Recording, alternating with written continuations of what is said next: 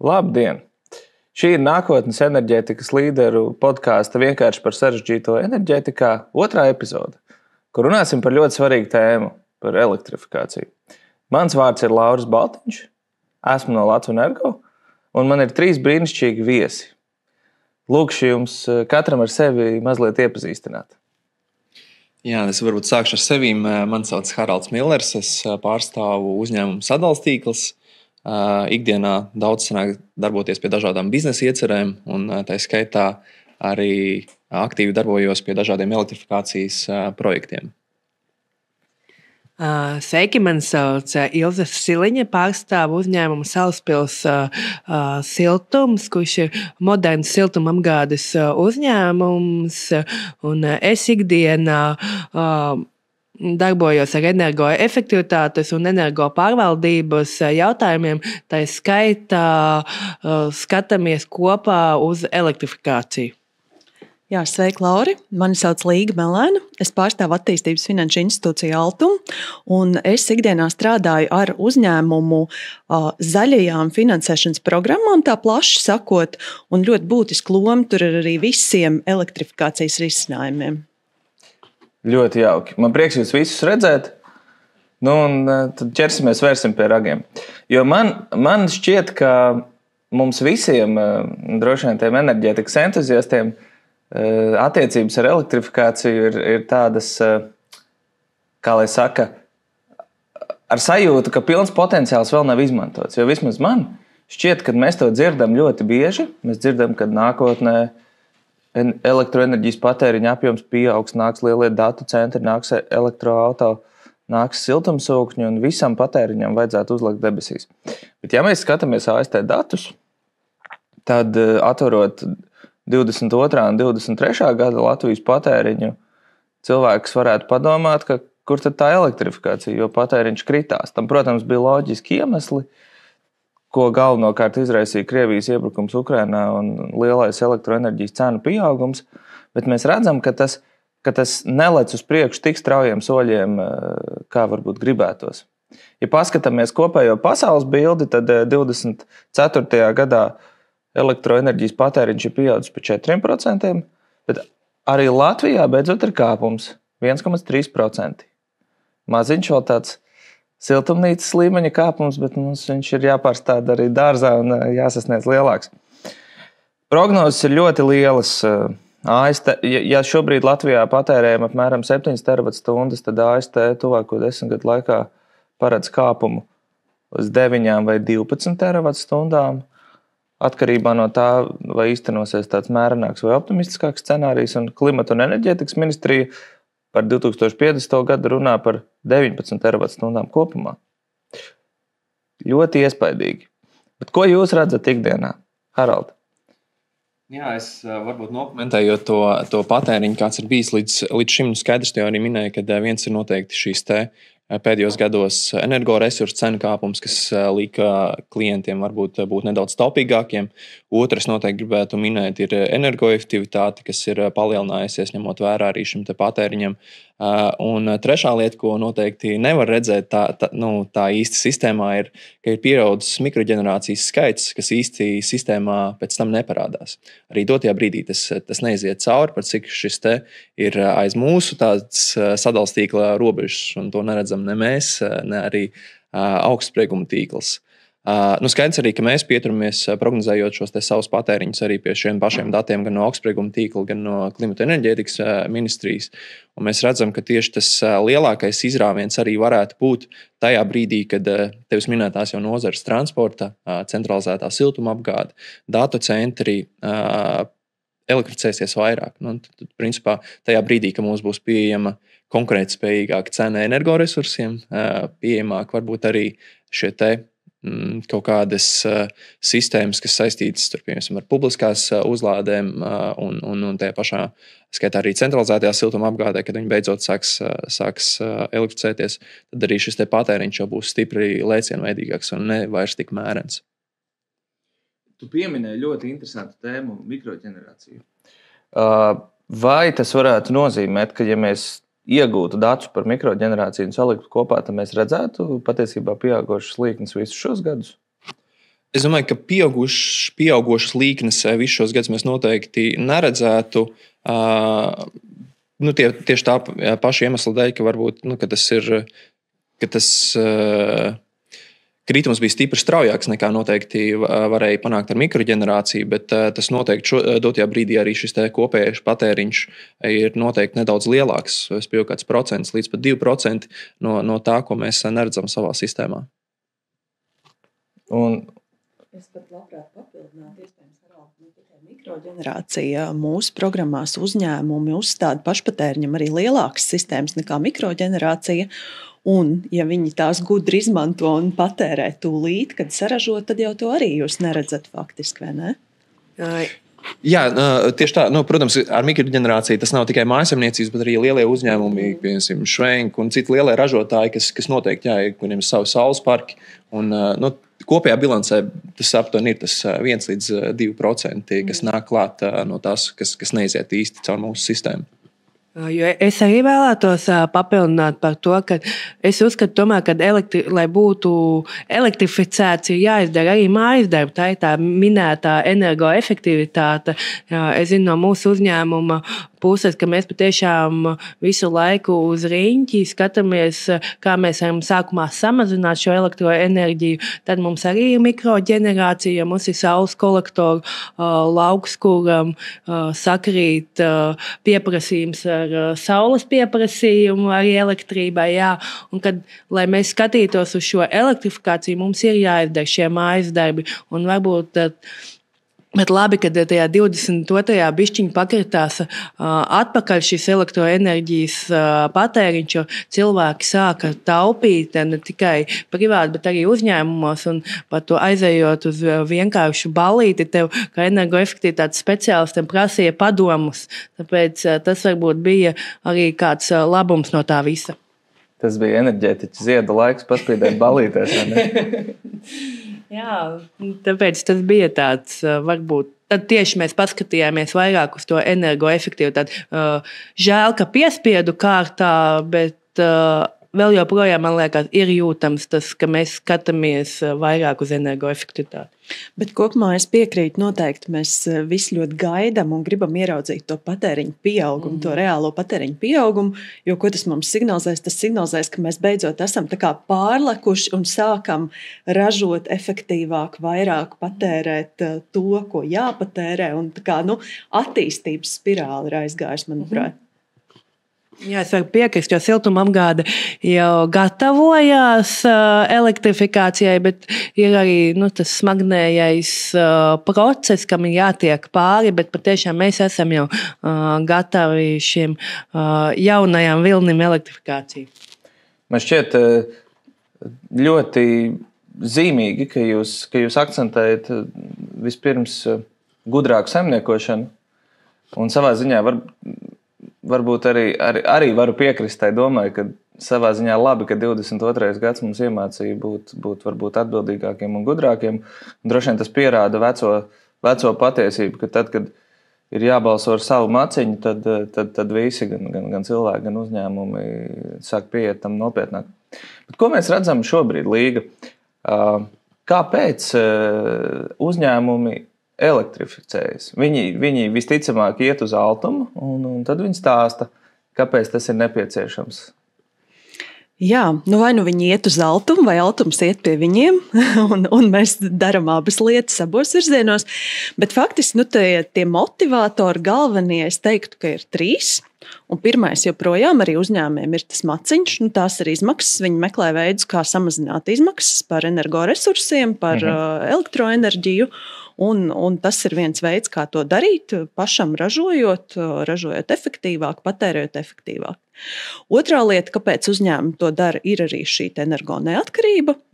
Jo vairāk man ir sava enerģijas ražošanu, jo mazāk es esmu atkarīgs no ārējā piegādātāja. Es varu fiksēt savus izmaksas. Ne tikai svarīgi, cik zemes tās ir, bet arī es viņas varu prognozēt ilgākā termiņā fiksētas. Ja, un trešā lieta, joprojām ļoti aktuāli ir arī šī zaļā komponenta. Tas stāsts par to, cik mans uzņēmums savā ražošanas procesā, savā biznesā rada kaut kādu ietekmi uz vidi. Un ir uzņēmumi, kuriem tas ir ļoti būtiski, tas būtiskums tikai pieaug, gan dēļ kaut kādiem ārējiem stimuliem, teiksim, kaut vai tik tāds ļoti lielos uzņēmumos, ka ir jāpērk kvotas jau par emisijām radītajām, bet arī varbūt mazākos biznesos, vai tas ir īpašnieku spiediens, kuriem ir svarīgas šīs te vērtības, vai tas ir kaut kādu viņu pircēju, eksporta pircēju spiediens, kuriem arī svarīgi, kāda ir pēda tam produktam, ko viņi pērk no šī Latvijas uzņēmuma.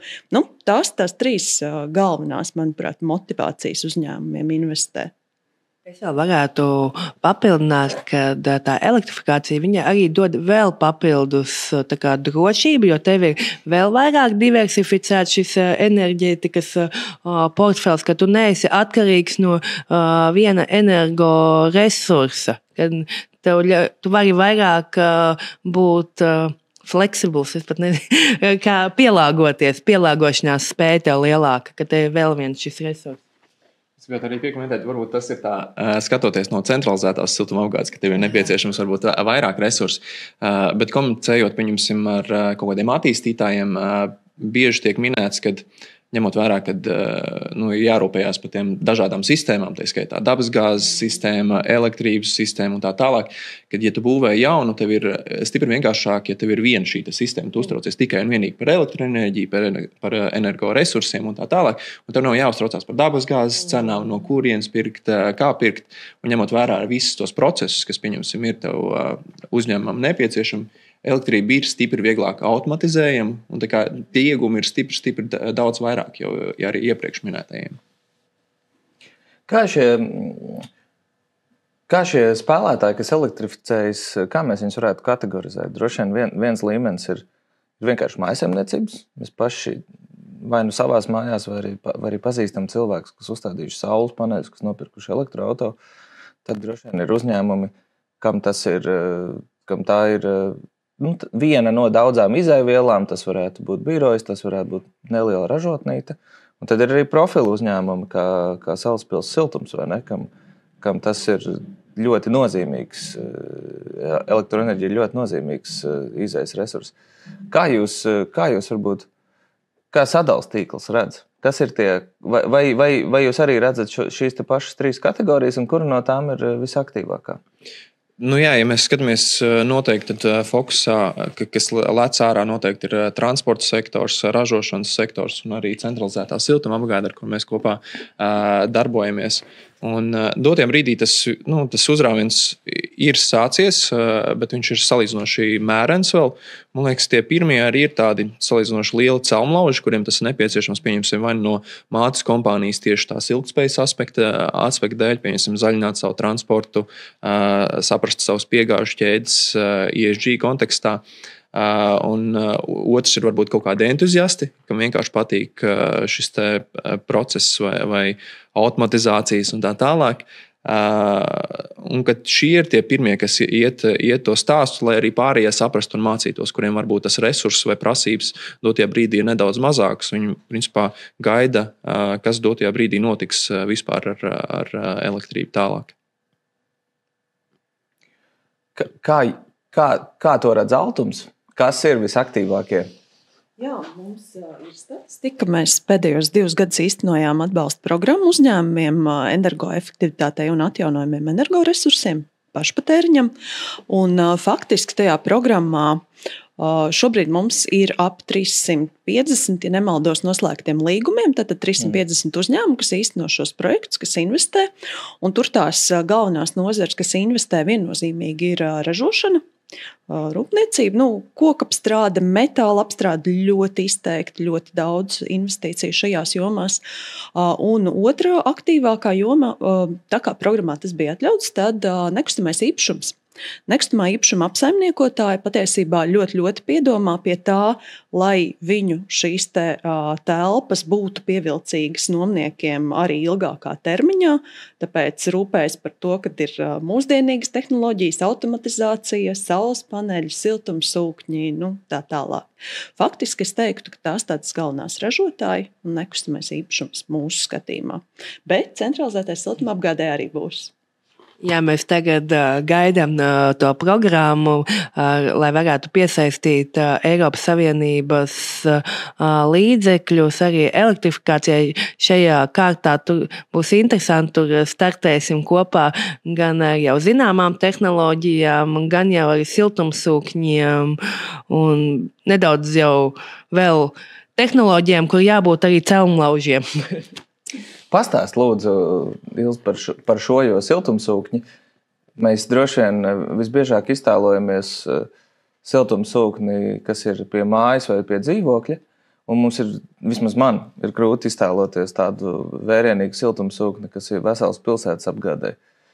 Līdz veselai pilsētai ir vēl laiciņš. Mēs sākam ar mazāku daļu, kas ir mums plānojās 2 siltumsūkņi, tāpēc, ka mums ceļās jauns foršs kaimiņš TED datocentrs. Tur ir vajadzīgs ūdens tipa siltumsūknis. Un tā kā mēs saprotam, ka mēs gribam tomēr vēl vairāk elektrificēties, tad mēs ņemam vēl gaisa ūdens siltumsūkni. Tas ir pagaidām, ka mēs plānojam 2 tipa siltumsūkņus, kuri jau ir aptuveni kopā sastādījis 1 megavatu. Tas sanāk, teikšu tā, ka vasaras sezonā tas būtu puse no karstā ūdens Salaspilī. Kad ir vēl kur augt, tā siltumsūkņu tā priekšrocība ir tāda, ka no vienas elektroenerģijas vienības var iegūt vidēji, teikšu, 3 siltumenerģijas vienības, protams, atkarīgs no siltumsūkņa tipa un šiem darbības apstākļiem, kas ietekmē šo liederības koeficientu, no kā varam dabūt. Jā, tas siltumsūknis ir tas efektīvais veids, kā elektrificēt siltumapgādi, bet otrs veids ir šie elektrokatli, ko no vienas elektroenerģijas vienības var dabūt vienas siltumenerģijas vienību. Un šie katli varētu būt nākamais solis, kas varētu jau palīdzēt arī šajā tīkla balansēšanas jautājumos, jo mēs paredzam arī skatoties jaunākos datus, kad būs šis pārpalikuma elektroenerģija, ka tas pieprasījums būs mazāks, un kad mēs redzam, ka ar šiem elektrokatliem mēs varētu arī iesaistīties jau tādā kopējā sistēmā, jo mēs ceram, ka enerģija tagad jau asociēsies ar 2 vārdiem, ar elektroenerģiju un siltumenerģiju abi kopā. Tas tāda mūsu vīzija un cerība. Un, Ilz, droši vien siltumenerģijai tā priekšrocība, ka jums jau ir tehnoloģijas, kur uzglabāt arī siltumenerģiju, vai ne? Un ir iespēja paņemt to lieko elektroenerģiju un uzglabāt viņu siltumenerģijas formā, un tas ir ļoti vērtīgi. Jā, Līga, paldies, ka papildināja, jo mums jau no 19. gada ir saules kolektoru sistēma, kas iegūst siltumenerģiju no saules, un papildus mums ir 8000 kubikmetru akumulācijas tvertne, kur mēs varam uzkrāt šo siltumu. Un es neminēju, kāpēc mums ir elektrifikācija tik svarīga, tāpēc, ka mēs ejam uz bezemisiju tehnoloģijām, kad mēs aizvien vairāk vēlamies atteikties no dedzināšanas. Bet vai tas varētu nozīmēt, ka mēs sasniegsim arī tādu nākotni, kad, teiksim, Latvijā ir tiek attīstīti daudzi vēja enerģijas projekti un tiek ražota elektroenerģija konkurētspējīgās cenās arī ziemā, kad teiksim, visa Salaspils varētu tikt apgādāta bez emisiju veidā ar Latvijā saražot elektroenerģiju? Vai tā ir tomēr pārāk tālu fantāzija? Fantazēt vajag. Mēs domājam, ka tomēr nevajag aizmirst arī citus energoresursus, ka mūsuprāt tā atslēga ir tomēr tajā diversifikācijā, ka tev ir viss, bet noteikti lielu daļu labprāt iegūtu bez emisijām, jo, diemžēl, pagaidām tagad ir tā, kad ir ārā -20 grādi, tad elektroenerģijas cena arī ir kosmosā. Viņa ir super augsta, tāpēc mēs neredzam vēl pagaidām, bet 50. gads vēl ir, kur mums pilnveidoties visiem. Es gribēju pieminēt tas, ka elektrifikācija noteikti ir viens viszaļākais no šobrīd pieejamiem tiem resursiem, bet noteikti es piekrītīšu Ilzai, ka visu nevajag elektrificēt, tāpēc, ka tad uzreiz tu nonāc otrā grāvī, jo gadījumā, ja kaut kas notiek ar elektrību, tad uzreiz tu nevari izmantot pārējos resursus. Tā kā noteikti ir jābūt kaut kādam samērīgumam. Arī, ja skatāmies uz klimatiem plāniem, mērķiem un stratēģijām, arī tur tiek joprojām atvēlēta sava ārtava arī citiem energoresursiem. Jā, es gribētu papildināt Haraldu, ka tagad bieži vien lasot plānošanas dokumentus sajūta tāda, ka tā elektrifikācija ir tāda kā zelta atslēga, kurā atbrīvos un mēs sasniegsim visus šos klimata mērķus, bet es uzskatu, ka tas ir vienkārši vērtīgs instruments jau esošajā instrumentu kastē. Ļoti vērtīgs komentārs, jo mums arī droši vien ir jāatgādina pašiem sev un arī mūsu klausītājiem, ka, ja mēs paskatāmies Latvijas enerģijas bilanci, tad elektroenerģija sastāv nepilnus 16%. Joprojām galvenais ir transports, fosilā degviela, vienkārši malkas apkura lauku mājā un vispārējais. Tāpēc no vienas puses es šeit varbūt pats kā Latvenergo pārstāvis, man šķiet skaisti un labi, ka elektroenerģija ir pievērsta tik liela loma, jo tas ir tāds mūsu savā ziņā nacionālais resurs, ko mēs vienmēr paši varam ražot. Bet no otras puses, jā, tā tas tiešām ir. Mums arī nevajag pārvērtēt elektrifikācijas nozīmi. Ļoti daudz, kas joprojām virzās arī uz citiem enerģijas avotiem. Viss pareizi, ko tu saki, un visos gadījumos jau droši vien nevajadzētu tagad akli domāt vai uzņēmumiem vai pat mājasaimniecībām. Tagad es elektrificēšos un uz priekšu bez plāniem. Faktiski jau ir jāsāk ar to plānu, tā kā Ilze teica, pirmkārt, kur es savu patēriņu samazinu, un tālāk jau tad, kā es viņu efektivizēju, vai ne? Tas ir noteikti tas, kā Salaspils siltums to dara jau gadiem. Vienmēr ir skaidrs plāns, kā tad veidosies tā uzņēmuma energobilance. Un te es jau varu varbūt piebilst, mēs, kā jau es teicu, ne tikai uzņēmumi nāk pie mums, arī Altums iet pie uzņēmumiem. Mēs tiešām ejam, jo uzņēmumi nevienmēr zina par iespējām. Un tā pirmā lieta, patiesībā, ko mēs piedāvājam, ir tāda salīdzinoša, dažreiz liekas ļoti, ļoti neliela un varbūt to jau mēs varam izdarīt paši. Tas ir atbalsts energoaudita veikšanai. Respektīvi uzņēmumam saprast, kuras ir tās jomas, kur tu šobrīd visvairāk tērē, visneefektīvāk, un dažreiz tās ir absolūti mazas lietas, ko pēc tam vajag izdarīt, uzlikt kaut kādu slēdzi, kurš atslēdz naktī, piemēram, ventilāciju automātiski vai kaut ko tādu. Un tad ir lielās lietas, ka tu plāno, cik ir tavi optimālie saules paneļi, vai tev der pārēj tikai uz siltumsūkņiem, vai, teiksim, tu atstāji gāzi pīķiem un tā tālāk, vai tu savus ēkas siltini. Tad tas ir tas pirmais instruments atbalsts energoaudita veikšanai. Tieši tik vienkārši, bet īstenībā uzņēmumiem ļoti noderīgi. Līga, varbūt pastāsti par kopējo atbalstu, kas Altuma portfelī šobrīd ir pieejams. Ja Latvijas uzņēmums atnāk pie jums vai jūs aiziet pie viņa, kas tad ir iespējams? Jā, tad sākam ar auditu, un pēc tam, protams, tad, kad ir saprast, kādas investīcijas ir nepieciešamas, tad visdrīzāk šīm investīcijām vajadzīgs ir finansējums. Es jau pieminēju to programmu, kas mums bija un kur vēl aktīvi projekti tiek realizēti. Tā ir faktiski noslēgusies atvesaļošanas fonda programma, bet mums azotē, protams, ir citi instrumenti. Pirmkārt, mums vienmēr ir pieejami aizdevumi līdz 5 miljoniem eiro, kas ir diezgan jau apjomīgas investīcijas var plānot gan ražošanas iekārtu, energoefektivitātē, ēkās, tehnoloģijās tā tālāk. Tātad, ja jums ir plāns, jūs redzat, ka šī investīcija atmaksāsies, droši varat nākt uz Altumu un mēs varam piešķirt aizdevumu šādu te zaļa, iespējams elektrifikācijas projekta realizācijai uzņēmumam ar termiņu līdz pat 15 gadiem. Ja tā investīcija ir ar šādu dzīves ciklu, tad mēs to varam arī tā nofinansēt. Ar ko šāds aizdevums atšķiras no Komercbankas aizdevuma? Tas aizdevums pirmkārt atšķiras ar to, ka viņš ir pieejamāks, jo ir zemākas nodrošinājuma prasības, zemākas likmes. Tas mērķis ir veicināt šo zaļo ieguldīšanu. Tas ir pirmkārt. Otrakārt, šis aizdevums ir bieži vien pieejams uzņēmumiem, kur ir jau zināmu apjomu bankās aizņēmušies. Bankas tomēr Latvijā ir pietiekami tādas konservatīvas finansējot, tad Altuma loma ir iet nedaudz tālāk, iedot varbūt lielāku to saistību apjomu. Ja mēs redzam, ka tas plāns ir reāls, uzņēmums var attīstīties, var samazināt izmaksas un arī to aizdevumu atmaksāt. Tas ir par aizdevumiem.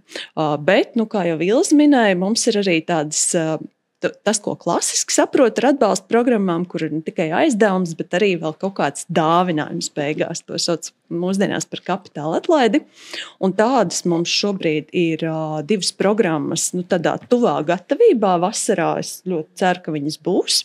Pirmkārt, tā ir pieminētā centralizētās siltumapgādes programma, kur tiešām tas tvērums, manuprāt, ir nebijis. Ja agrāk centralizētās siltumapgādes uzņēmumi pamatā investēja šķeldes katlos un trašu modernizācijā, vai ne?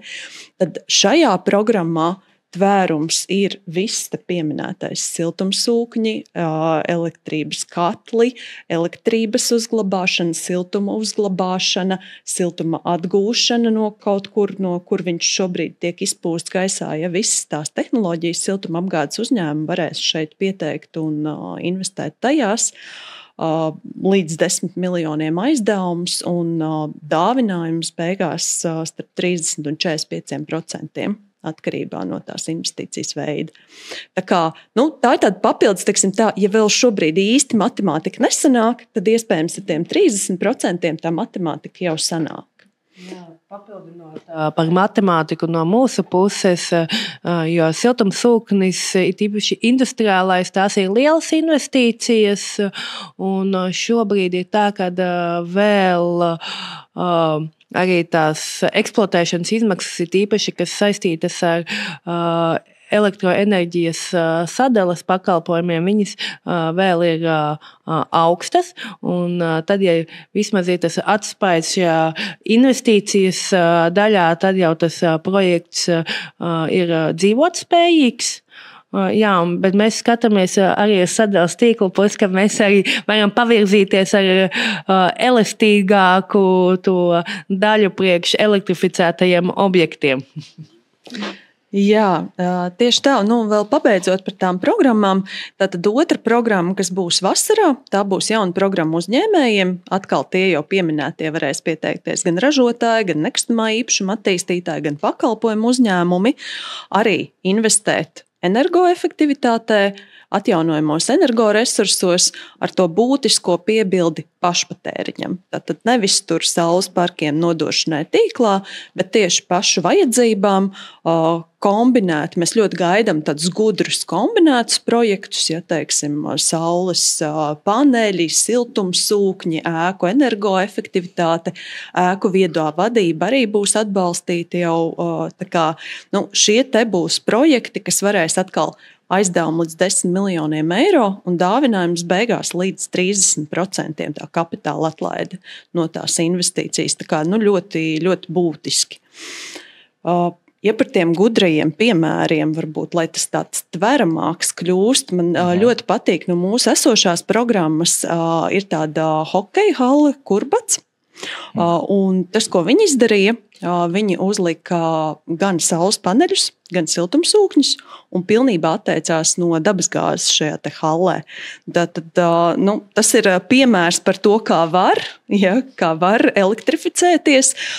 Protams, ka saules paneļi neražo ziemā, skaidrs, ka tur arī no tīkla ir patēriņš, bet ledu viņi arī vasarā uztur un pakalpojums sniedz, tā kā tas ir ļoti, ļoti, ļoti būtiski un tāds labs piemērs. Visu cieņu, kur bad ledus halē. Man patika tā jaukā dzirkstelīte starp siltumapgādes uzņēmumiem un sadales tīklu šajā gadījumā.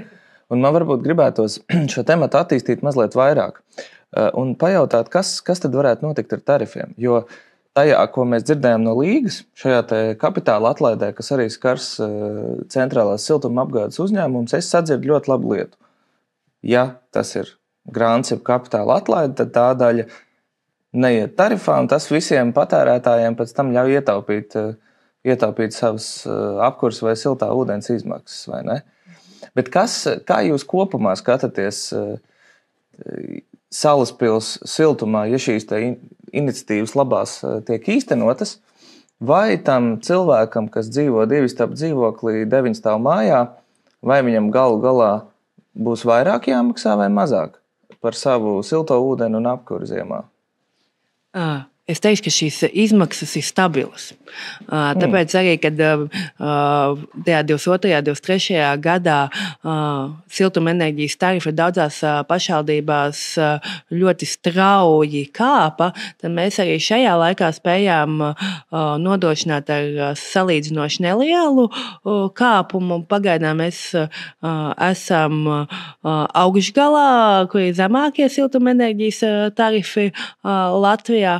Un arī šī elektrifikācija dos vienkārši vēl lielāku mums spēju sabalansēt mūsu enerģijas portfeli, lai mēs saprotam, kurā brīdī kas ir visizdevīgāk, lai arī šim Salaspils iedzīvotājam ir vislabākais, piemērotākais siltumenerģijas tarifs tajā brīdī. Tātad stabilitāte. Jā, tā stabilitāte, man liekas, izvairīšanās no straujiem lēcieniem. Jā, tieši tā, jo tā stabilitāte arī cilvēki novērtēja. Mums bija tagad arī lielisks piemērs. Mēs pieslēdzām 11 daudzdzīvokļu ēkas, un viena ēka nepieslēdzās. Un bija ielikts sludinājums SSA, un tur bija komentāri. Uzmanieties no šī dzīvokļa, mēs pārgājām uz centralizēto siltumapgādi, mums samazinājās rēķini pa pusi. Tas, man liekas, bija mūsu labākā reklāma, kāda vien var būt, kad iedzīvotāji jau novērtē to mūsu sniegto pakalpojumu un to stabilitāti. Kad, man liekas, šajā situācijā, kur mēs dzīvojam šobrīd, stabilitāte ir ļoti, ļoti augstā vērtē. Jums to komentāru vajadzētu uzlikt uz plakāta. Vai ne? Ja es varu iedot 2 centus no sevim, jā, tad noteikti tas, ko elektrības ieviešana siltumapgādē noteikti iedos, ir tā prognozējumība uz stipri ilgāku laiku, un nevis paļaušanās, pieņemsim, uz 2 resursiem, kas dotajā brīdī plaši tiek izmantot centralizētajā siltumapgādē, kas ir dabasgāze un šķelda. Tad ņemot vērā to, ka aptuveni 80% iedzīvotāji ir pieslēgti pie centralizētās siltumapgādes, tad ir svarīgi arī elektrību ielikt iekšā. Protams, tas paver arī virkni izaicinājums, arī ja mēs skatāmies no sadales tīkla operātora puses, jo līdz šim ņemot vērā to, ka siltuma jaudas ir diezgan lielas, viņas ir aptuveni tikpat lielas un pat nedaudz lielākas nekā elektroenerģijas patēriņš šobrīd kopumā Latvijā.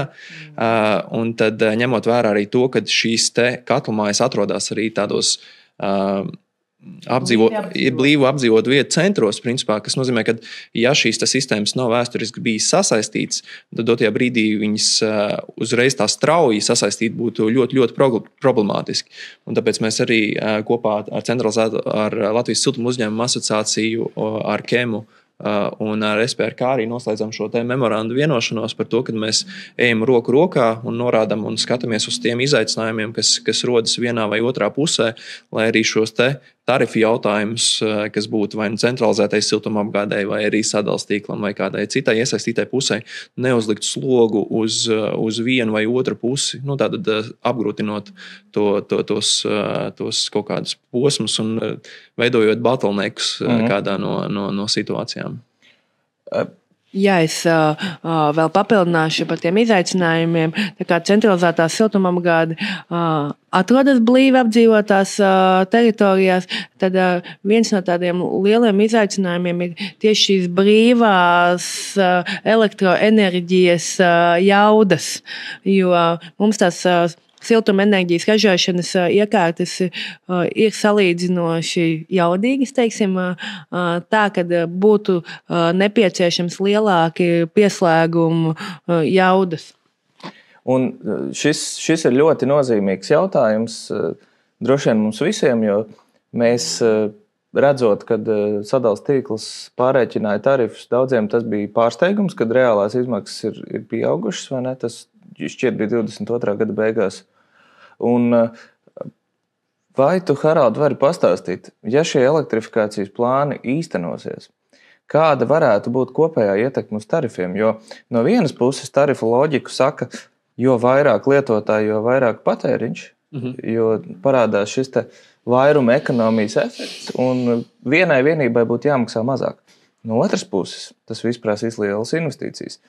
Lūk, jau minētā savienošana ar lieliem patērētājiem blīvi apdzīvotās vietās, kur būvniecība ir dārga, vairāk sistēmu, ko uzturēt. Ko mēs kā sabiedrība varam gaidīt no saviem nākotnes sadales tarifiem? Tas, protams, ir sarežģīts jautājums. Tas ir sarežģīts jautājums, jā, protams, un tā priekšlaicīgi teikt, ka, pieņemsim, tarifu augsts, tarifu kritīs vai tarifu nemainīsies, ir baigi grūti teikt.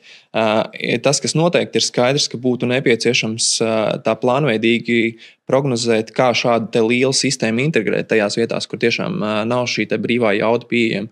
Lai arī sadales tīklam, pieņemsim, Latvijā dotajā brīdī ir diezgan liels jauda rezerves, tad, ja mēs skatāmies, kad šīs katlamājas atrodas tajos pilsētu centros un atsevišķos gadījumos, kā piemēram Salaspils gadījumā vai atsevišķos Jūrmals un citos gadījumos, mēs redzam, ka tā nepieciešamā jauda ir nedaudz pa mazu, un tas uzreiz prasītu arī krasi liels ieguldījums. Un lai veiktu šo plānu ārpus, pieņemsim, mūsu kaut kādu 10 gadu, 5 gadu vai 3 gadu plānu, būtu nepieciešams šīs apsteidzošās investīcijas. Kad mēs veicam šīs investīcijas tīklā, pirms šie klienti ir atnākuši. Bet man liekas, uz to arī jāstāsta ir nedaudz kompleksi, jo ņemot vērā, ka tas nav jautājums tikai par sadales tīklu un sadales tīklu tarifiem, bet arī jāskatās, tad ir kāds tas iegūms centralizētai siltumapgādēji. Un tas kopējās izmaksas klientu maciņos varbūt pieaugs vienā vai otrā, bet kopējais varbūt nemainīsies vai pat paliks nedaudz mazāks. Tā kā grūti šobrīd prognozēt, bet pie tā arī mēs strādājam, lai saprastu, kas ir tas labākais risinājums un kā mēs varētu integrēt vienu sistēmu otrā. Šeit droši vien ir nozīmīga vieta, papildinot tavu tēmu par kopējām izmaksām, man nokomentēt arī kā elektroenerģijas ražotājiem, jo šis viss ir tāda interesanta vistas un olas dilemma. Latvijā ir vajadzīgs lielāks patēriņš, lai būtu ekonomiskā pamatotība veikt jaunas investīcijas. Un šajā gadījumā tā pirmais vilciens aizbrauc ar sauli, nākamais vilciens brauc ar vēju, lai to visu būvētu. Un tāpēc, ja šis patēriņš būs, un ja mēs redzēsim, ka tas aug, un ka patiešām ienāk arī liela datu centri, ka katlamājas pārējais elektrificējas, tad mums būs pamats būvēt šīs ražošanas jaudas un samazināt caur to kopējo elektroenerģijas cenu mūsu Nordpool zonā un visiem iedzīvotājiem ļaut maksāt mazāk. Jo man šķiet, ka šeit tiešām skaists piemērs ir Skandināvija. Ir lielas jaudas, diversificētas jaudas, hidro, vējš, saule, arī atomenerģija. Un, diemžēl jāsaka, ka bagātās Norvēģijas vai bagātās Zviedrijas iedzīvotāji tiešām maksā mazāk par savu elektroenerģiju nekā mēs šeit Baltijā. Bet papildinot labos piemērus, pirms mēneša bijām Somijā, un tur jau arī ir ļoti labi piemēri par šo nozaru sinerģiju, jo tur ir, piemēram, liels datu centrs, un viņš izmanto to atlikumu siltumu ar siltumsūkni un nodod kā gatavu produktu jau centralizētā siltumapgādē, ka tur ir liels elektroenerģijas patēriņš, un viņš jau labumu dod arī tai pilsētai, kur atrodas caur centralizēto siltumapgādi. Jā, super. Un varbūt tuvojoties sarunas noslēgumam, man ir pāris tādi lielie konceptuālie jautājumi, ko es gribētu jums uzdot.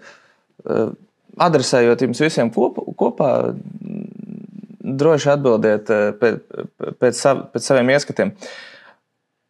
Mans galvenais jautājums ir, kā jums šķiet, vai Latvijā varētu notikt arī tāda straujāka, lēcienveidīgāka izaugsme? Apskatījos Īriju, jo datu centru kontekstā mums šī valsts ir bijusi interesanta.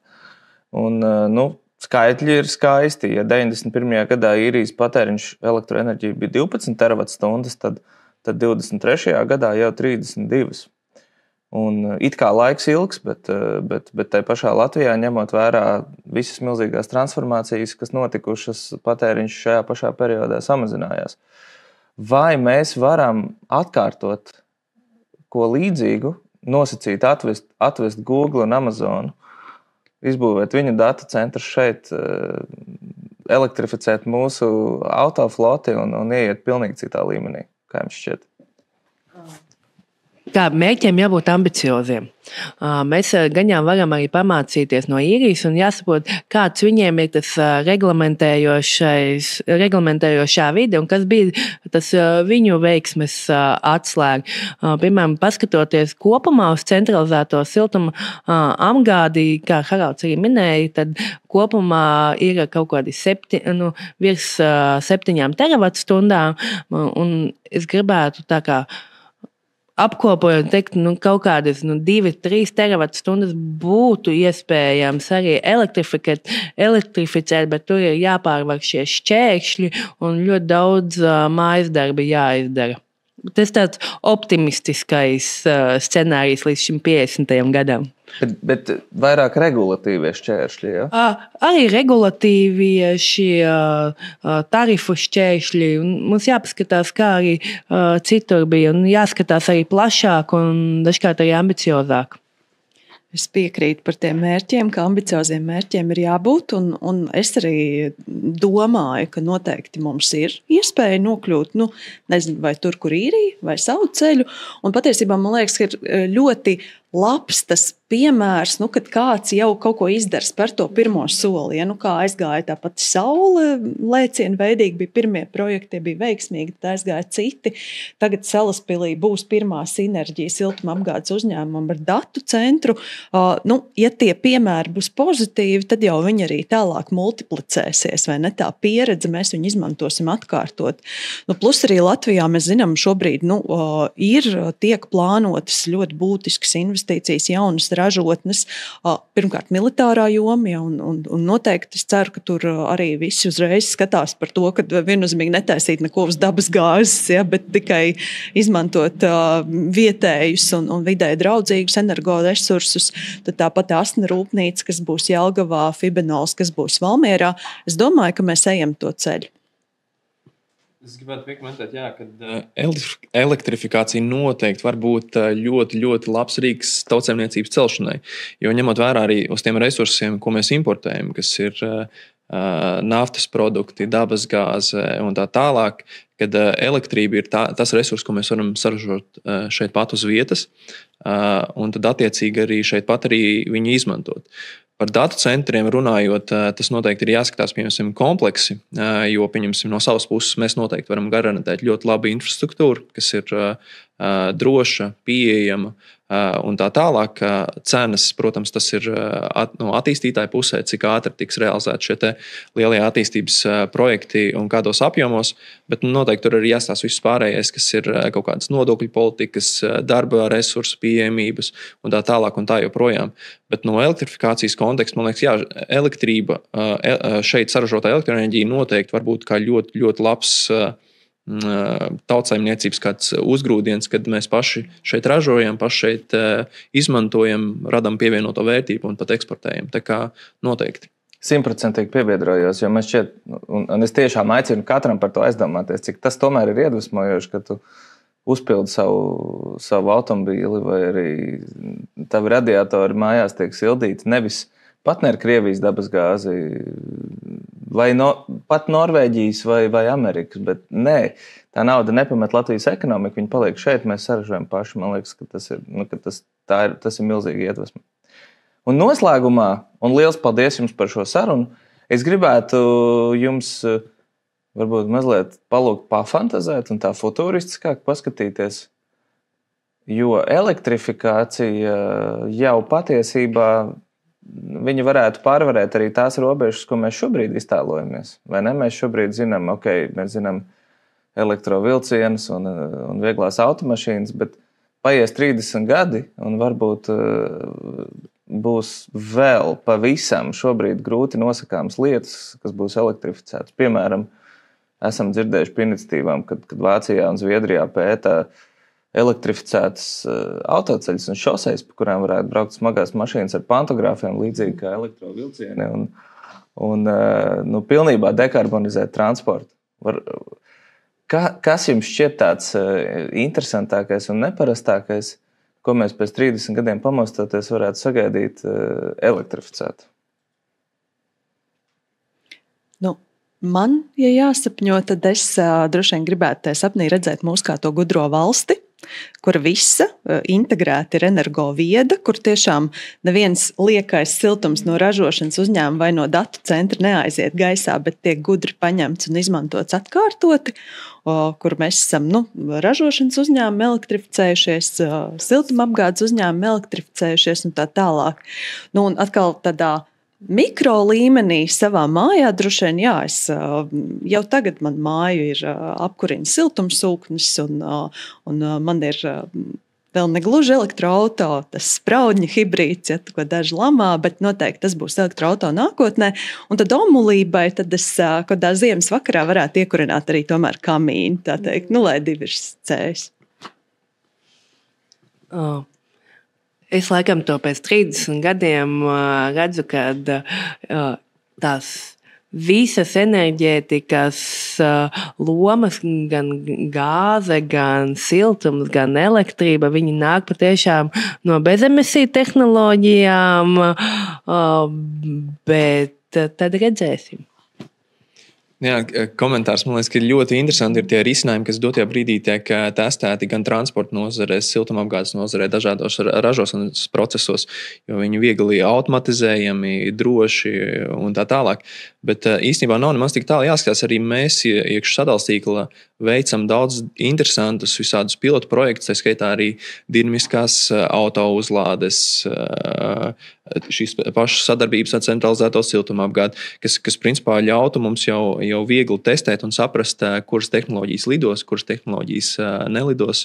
Un visdrīzākais liela no tām mēs daļu izmantosim arī jau tuvākajā laikā. Tā kā nav nemaz jāstāsta 30 gadus priekš, kad principā tās pašas lietas, kas mums liekas futuristiskas, varbūt gadu vai divus atpakaļ mums jau ir realitāte pēc pāris gadiem.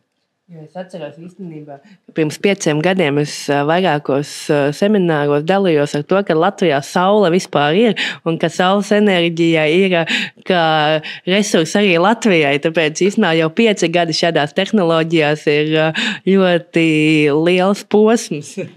Es piekrītu Haraldam, laikam jau mēs tā, nespējam izdomāt tālāk par maksimums 10 gadiem, vai ne? Un pēc 30 būs kaut kas tāds, par ko mēs vēl šobrīd pat nezinām. Jā, mēs dzīvojam ļoti interesantos laikos, bet man ir liels prieks dzirdēt no jums tādu stabilu pārliecību, ka mēs dzīvosim gudrākā, labāk savienotā, efektīvākā Latvijā un daudz zaļākā Latvijā. Tāpēc liels jums paldies par sarunu, un es novēlu mums visiem sapņot liels sapņus un darīt liels darbus, lai tas izdotos.